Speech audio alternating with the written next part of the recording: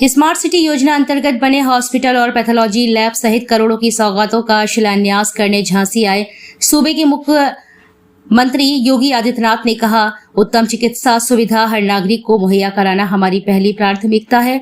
इसी प्राथमिकता के तहत आज स्मार्ट सिटी योजना अंतर्गत बने हॉस्पिटल और पैथोलॉजी लैब का शुभारंभ किया गया, जिसमें झांसी ही नहीं बुंदेलखंड के वासियों को सबसे कम दाम में चिकित्सा सुविधा उपलब्ध कराई जाएगी। अपने प्रस्तावित कार्यक्रम के मुताबिक मंगलवार को झांसी पुलिस लाइन में दोपहर 12:30 बजे उत्तर प्रदेश मुखिया हेलीकॉप्टर से झांसी पहुंचे। यहां उतरने के बाद उन्होंने भाजपा पदाधिकारी, कार्यकर्ताओं और जनप्रतिनिधियों से मुलाकात की। इस दौरान उत्तर प्रदेश सरकार के जल शक्ति मंत्री स्वतंत्र देव सिंह, सदर विधायक पंडित रवि शर्मा, सांसद अनुराग शर्मा, बबीना विधायक राजीव सिंह, जिलाध्यक्ष महानगर अध्यक्ष MLC रामतीर्थ सहित सभी कार्यकर्ता, पदाधिकारियों और जनप्रतिनिधियों ने उनका स्वागत किया। इसके बाद सीएम योगी आदित्यनाथ अपने काफिले के साथ स्मार्ट सिटी योजना अंतर्गत बनाए गए हॉस्पिटल और पैथोलॉजी लैब पहुंचे, जहां उन्होंने उसका शुभारंभ किया। साथ ही उन्होंने चिकित्सकों से वार्ता कर नागरिकों को सबसे अच्छा उपचार देने की बात कही। इसके बाद वह अपने काफिले के साथ रानी लक्ष्मीबाई पार्क स्थित म्यूजियम पहुंचे, जहां उन्होंने वायु मंडल आदि की जानकारी की। इसके बाद वे सीधे प्रदर्शनी ग्राउंड स्थित पंडाल में पहुंचे, जहां उन्होंने जनसभा को संबोधित करते हुए कहा कि हमारी उत्तम चिकित्सा सुविधा हर नागरिक को उपलब्ध कराना हमारी पहली प्राथमिकता है। इसी के तहत स्मार्ट सिटी योजना अंतर्गत हॉस्पिटल और पैथोलॉजी लैब का शुभारंभ किया गया।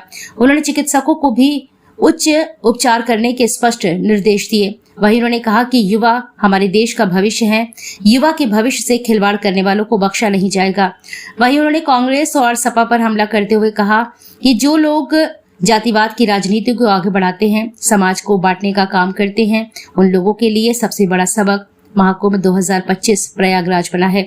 वहीं उन्होंने केंद्र और प्रदेश सरकार के द्वारा गरीबों को दिए जा रहे निःशुल्क खाद्यान्न योजना, किसानों की योजनाओं आदि के मिल रहे लाभ की योजनाओं को गिनाया। हताशा थी, निराशा थी, माफिया और खनन माफिया की गिरफ्त में आया हुआ ये बुंदेलखंड अपने स्वयं के वजूद के लिए तड़प रहा था। उसके मन में एक तड़प तो थी, लेकिन क्या करें, उससे उभर नहीं पा रहा था। और मैंने तब कहा था कि डकैतों से भी मुक्त कराएंगे और माफिया से भी मुक्त कराएंगे बुंदेलखंड। तब मैंने कहा था बुंदेलखंड एक्सप्रेसवे बनेगा, डिफेंस कॉरिडोर बनेगा।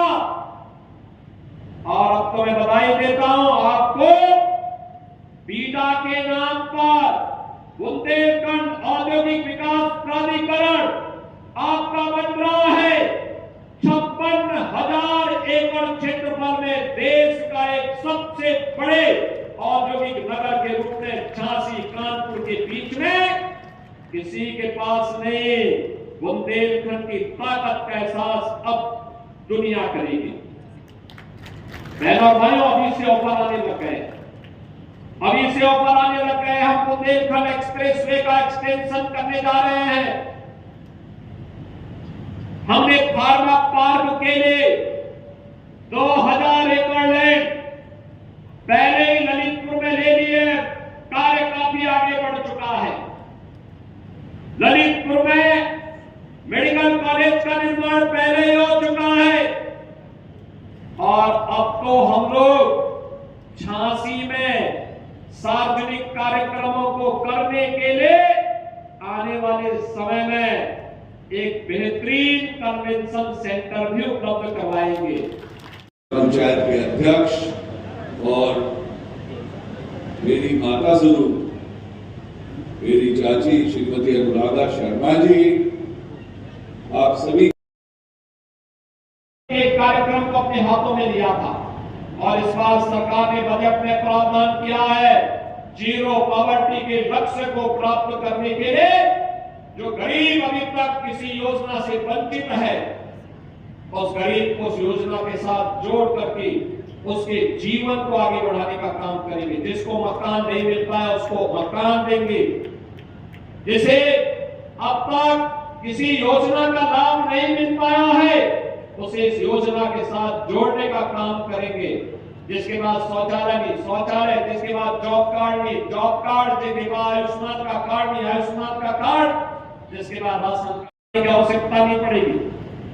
कन्वेंशन सेंटर में ही एग्जीबिशन में लग जाएगा और वहीं पे इस प्रकार के बड़े कार्यक्रम भी हो पाएंगे।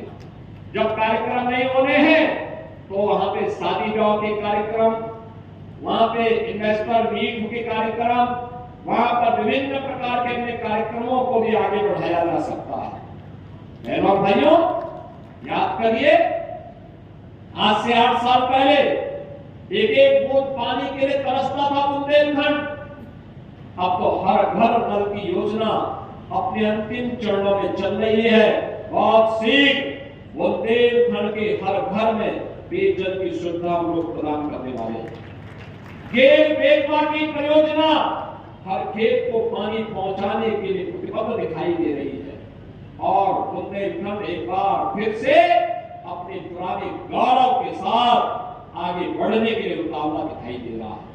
मैं तो आज आपके पास कहने के लिए आया कि बहनों और भाइयों, जिस माफिया राज से, जिस दंगाइयों से इस प्रदेश को और बुंदेलखंड को मुक्त किया गया है, उसको फिर से बुंदेलखंड में पैर रखने की जगह मत देना। अन्यथा आने वाली पीढ़ी कोसेगी आप लोगों को। हम लोगों ने तो अपने स्तर पर प्रयास किया है, आपको भी उस प्रयास का हिस्सा बनना है और हिस्सा बन करके जहां कहीं कोई ऐसा माफिया खड़ा होने का दुस्साहस करता है, पुरजोर उसका प्रतिकार करने की आवश्यकता है।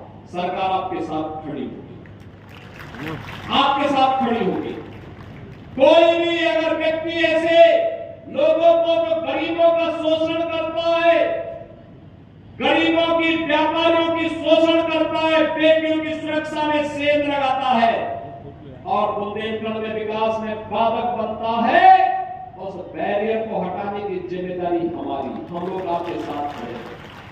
युवाओं के जीवन के साथ जो खिलवाड़ करेगा उसको उसकी कीमत चुकानी पड़ेगी।